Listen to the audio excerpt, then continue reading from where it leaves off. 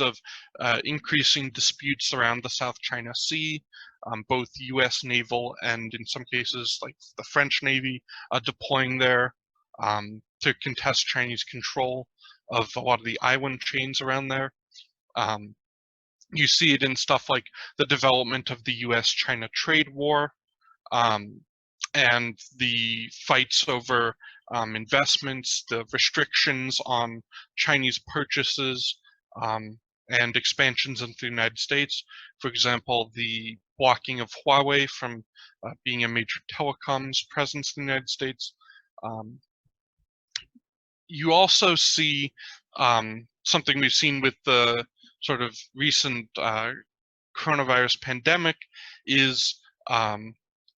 there's been this increase of both racist xenophobia in attacks on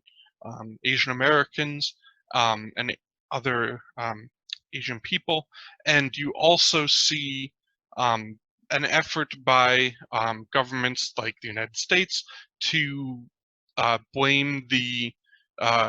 coronavirus entirely on China, that sort of serves a dual purpose of first excusing their own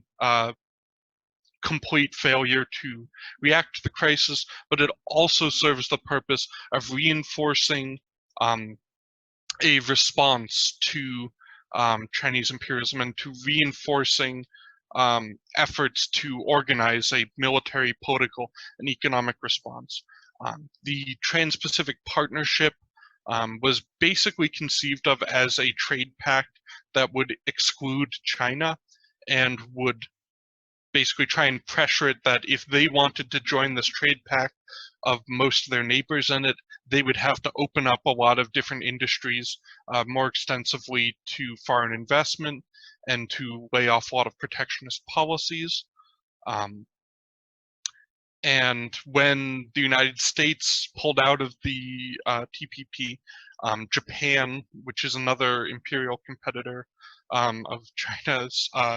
basically kept the idea going and set up a lot of it with everybody who was involved except the United States.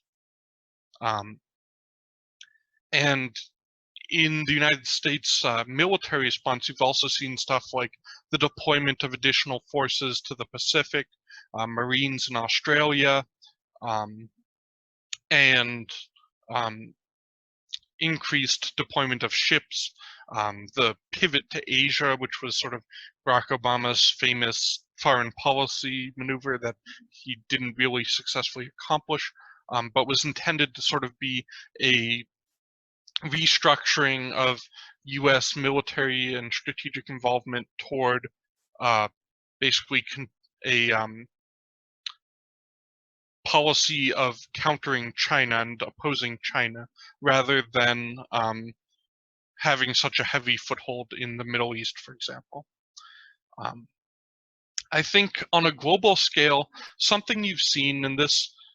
sort of comes back to our understanding of imperialism as Marxists, is that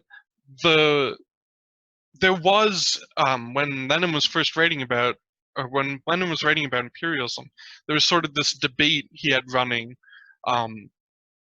with Karl Kautsky, who had this theory of ultra-imperialism. And this idea was that there would be a unified alliance of all the major imperial powers that would jointly sort of exploit the world together, and that would lead to an end to inter-imperialist conflict and inter-imperialist war. Because once you had all these powers working together, they wouldn't have an incentive to fight each other over colonies. Now, Lenin's response to that was basically that while you could see a temporary alliance of some or all of the powers, inevitably the world changes, and the balance of power between different countries is going to change, and the balance of the sort of distribution of the spoils from imperialist extraction worldwide don't automatically change in response to that. And so you're going to see an instability and a conflict between powers as the balance of power between different countries no longer reflects which countries are gaining the most from the existing world situation. So I think with the collapse of the Soviet Union and the restoration of capitalism in China, a lot of the political rationale for um, existing imperial powers subordinating themselves to the leadership of the United States in order to combat these non-capitalist powers, and in order to also react to the wave of anti-colonial struggle throughout Africa, Asia, and Latin America. A lot of that incentive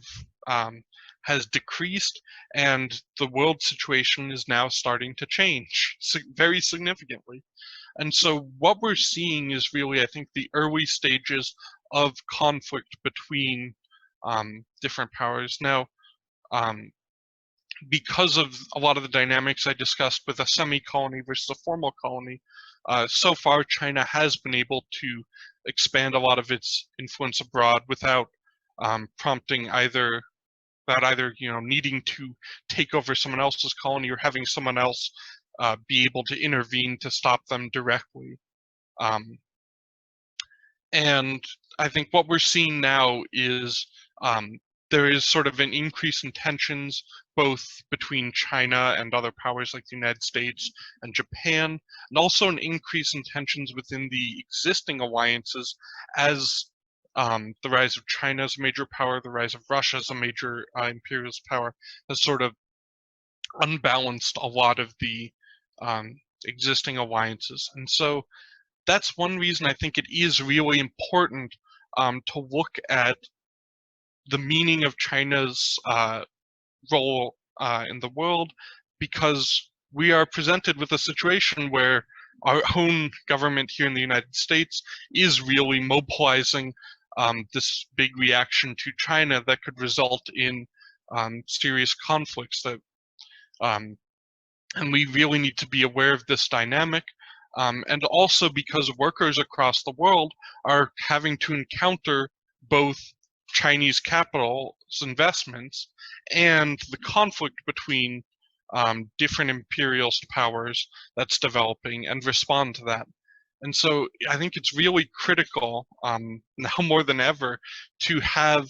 a thorough discussion of a lot of the issues, a thorough discussion of what's actually happening in the world today. And so with that, I'm going to see if we have some questions or any comments or anything people want to discuss.